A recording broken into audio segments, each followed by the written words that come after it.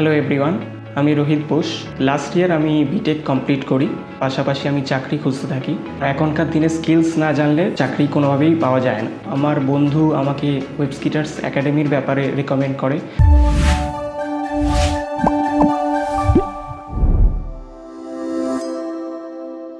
Hello everyone, আমি রোহিত বোস। আমি রাজবেরি avenue থেকে আসছি।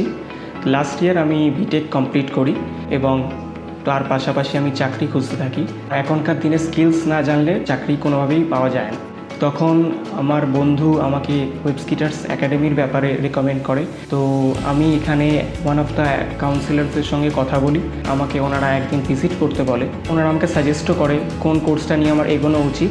তো মানস্ট্যাক কোর্স নিয়ে আমি যখন অ্যাডমিশন নিই, ফার্স্টে আমার রিয়াক্টে আমাকে প্রচণ্ড হ্যান্ডস অন এক্সপিরিয়েন্স দিয়ে কীভাবে HTML, CSS, জাভাস্ক্রিপ্ট সব রকমের যা বেসিক স্টাফস থেকে একদম অ্যাডভান্স লেভেল পর্যন্ত আমাকে গাইড করা হয়। আমি অনেক রকমের প্রজেক্টসও বানাই এবং তারপরে আমাকে এখানে লাইভ সেশনেও আমরা দেখাতে পারি যে প্রজেক্টস কী করেছি ইন্টারঅ্যাক্ট করে।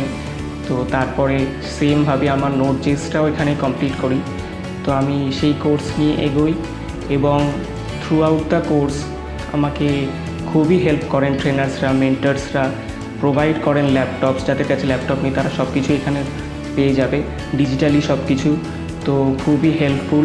কোর্স চলাকালীন আমি প্রচুর প্রজেক্টস এবং আরও ডেমো প্রজেক্টসও বানিয়েছি, হ্যান্ডস অন এক্সপিরিয়েন্স পেয়েছি।